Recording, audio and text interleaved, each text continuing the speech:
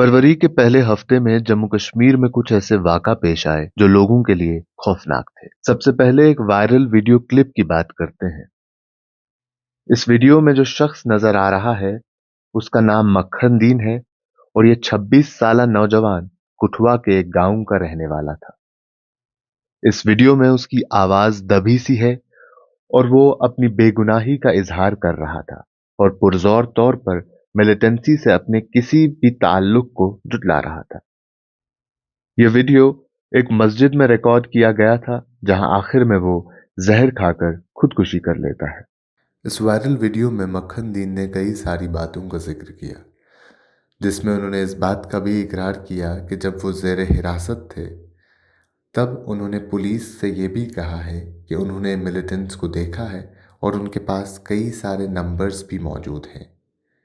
अब उन्हें रिहा किया गया था, लेकिन शर्त यही थी कि वो घर से वो मोबाइल फ़ोन लेके आए और उन्हें वो तमाम तर नंबर दे। लेकिन मक्खन दीन का कहना है कि मैंने ये कहानी बनाई थी ताकि मैं उनकी मारपीट से बच सकूं, और मैंने जितने भी नंबर्स उन्हें कहे थे वो तमाम तर झूठ था, और मैंने जितने भी नंबर्स उन्हें बताए थे वो महज झूठ थे। अब अगर मैं उन्हें नंबर नहीं देता हूँ तो मैं एक बार फिर उनकी मारपीट का शिकार बन जाऊँगा। इसके बाद वो ये भी कहते हैं कि मैं किसी के दबाव में आके ये कदम नहीं उठा रहा, लेकिन मैं चाहता हूँ कि आने वाले वक्त में किसी के साथ भी ऐसा जुल्म ना हो। इस वीडियो के आखिर में मक्खन ने अपनी जेब से एक छोटा सा पैकेट निकाला। उसमें से एक इस वीडियो के आखिर में मक्खन ने अपनी जेब से एक पैकेट निकाला जो ऐसा दिख रहा था कि जैसे वो अब अपनी ज़िंदगी को ख़त्म करने जा रहे हैं। उसके बाद ये भी बताया गया कि उन्हें हॉस्पिटल ले जाया गया, लेकिन वो बच न सके। इस मामले के बाद जम्मू कश्मीर की सिविल सोसाइटी और सियासतदानों ने इसकी शिद्दत से मजम्मत की। पीपल्स डेमोक्रेटिक पार्टी की लीडर इल्तिजा मुफ्ती मक्खन दीन के घर वालों से मिलने भी गई और उसके बाद उन्हें जम्मू के सर्किट हाउस में हाउस अरेस्ट भी रखा गया। कठुआ के डिस्ट्रिक्ट मजिस्ट्रेट राकेश मनहास ने इस मामले की मजिस्ट्रियल तहकीकात का हुक्म दिया और साथ ही साथ ये भी कहा कि 5 दिन के अंदर रिपोर्ट जमा करवा दीजिए। पुलिस ने अपनी सफाई दी और कहा कि उनके जिस्म पे किसी भी किस्म का टॉर्चर का निशान मौजूद नहीं था और साथ ही साथ ये भी कहा कि मक्खन दीन पाकिस्तान बेस्ड एक मिलिटेंट सरवर दीन का करीबी रिश्तेदार है जो 2024 में आर्मी कॉन्वॉय पे जो अटैक हुआ था उसका जिम्मेवार है। लेकिन पुलिस की तरफ से भी एक कमेटी बनाई गई और एक डीआईजी रैंक ऑफिसर को इन्वेस्टिगेट करने का हुक्म दिया गया और 10 दिन के अंदर ये रिपोर्ट सामने लाने को कहा गया। न सिर्फ कुठवा का केस, वहीं अगर दूसरी तरफ बात करें तो कश्मीर के बारामुल्ला में एक और इंसिडेंट पेश आया जहां एक ट्रक ड्राइवर मजीद अहमद मीर को आर्मी की गोली का शिकार बनना पड़ा। इस मसले पर फौज ने अपनी तरफ से एक बयान दिया और कहा कि ट्रक नाके पे नहीं रुका, जिसकी वजह से वो शक के बुनियाद पे 23 किलोमीटर तक उसका पीछा करते रहे और बाद में उन्हें उन पे गोली चलानी पड़ी।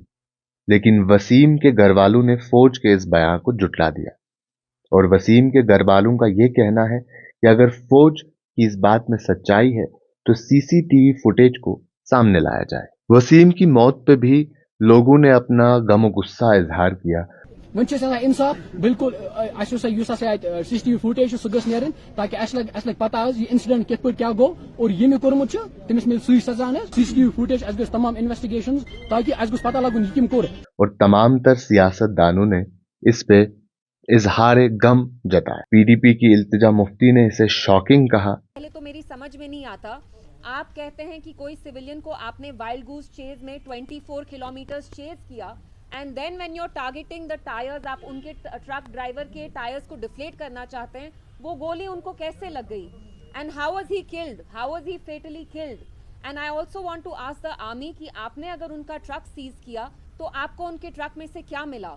और जो कठुआ में भी किलिंग हुई है, आप कह रहे हैं उनने सुसाइड कमिट किया है, बट ये हम सब जानते हैं कि जो विक्टिम भी थे उनने भी एक वीडियो बनाया जिसमें वो रोते रोते कहते हैं कि मुझे कैसे इनने डिह्यूमनाइज किया, मेरा कैसे टॉर्चर किया। वहीं अपनी पार्टी के अल्ताफ बुखारी ने एक इंडिपेंडेंट प्रोब की मांग की। अफसोसनाक वाक़ा है वो जो मरा वो भी कश्मीरी था, ठीक है, फ़ौज में था, लेकिन फ़ौज में होना कोई ऐसा इल्ज़ाम नहीं है जिसके लिए किसी को कत्ल किया जाए। ये हमारा मुल्क है और यहाँ की फ़ौज में अगर हमारे लोग मुल्क की खिदमत करते हैं, ये बड़ी अच्छी बात है।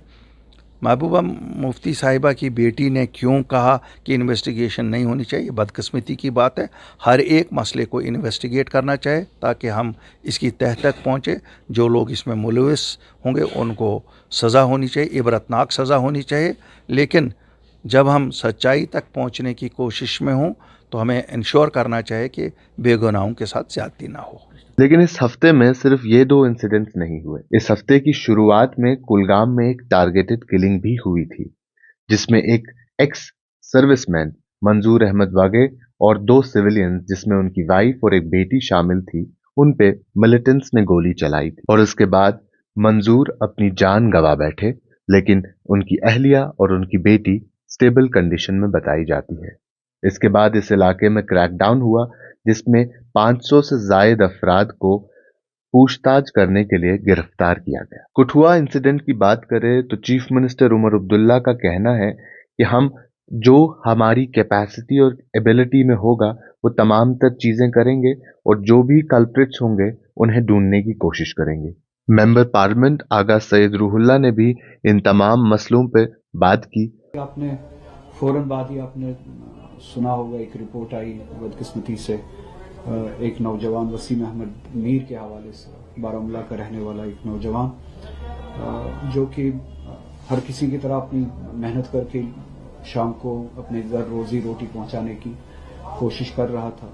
एक ट्रक ड्राइवर था, उसी हवाले से वो कोशिश करता था कि रोजी पहुंचाए अपने घर तक, रोटी पहुंचाए अपने घर तक।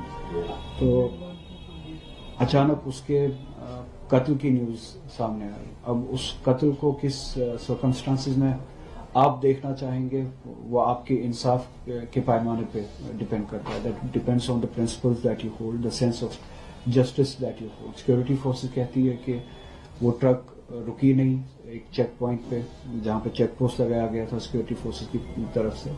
फिर सिक्योरिटी फोर्सेस कहती है कि उस चेक पोस्ट से एक फुली लोडेड ट्रक का हमने पीछा किया, एक फुली लोडेड ट्रक का हमने पीछा किया 23 किलोमीटर तक। 23 किलोमीटर के बाद हमने टू डिफ्लेट द टायर्स में पंक्चर करने के लिए, ट्रक को रोकने के लिए हमने फायर किया।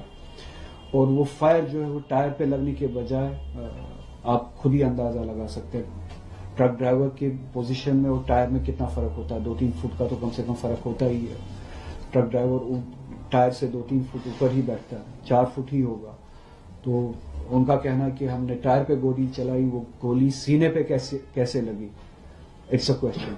उमर अब्दुल्ला के एडवाइजर नासिर असलम वानी ने कहा, अल्लाह करे कि ऐसी यहाँ जो है नौबत ना आए, हम हमेशा दुआ करते हैं। लेकिन अफसोस इस बात का भी है कि आप लोग ये सब कुछ देखते भी हैं, जानते भी हैं।